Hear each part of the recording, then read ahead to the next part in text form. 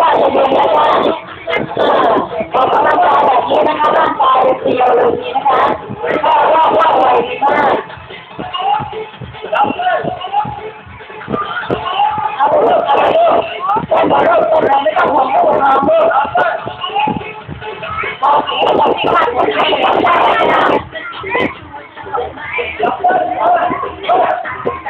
เที่ยวเลยลูกไม่ต้องพลังแล้วลูก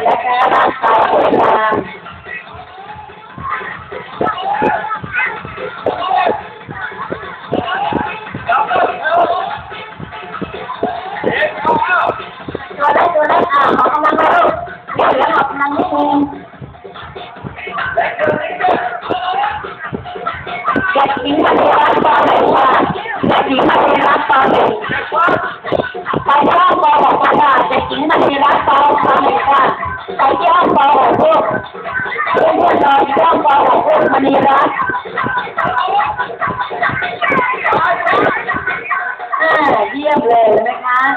ร่างกายแข็งแรงเอาไปได้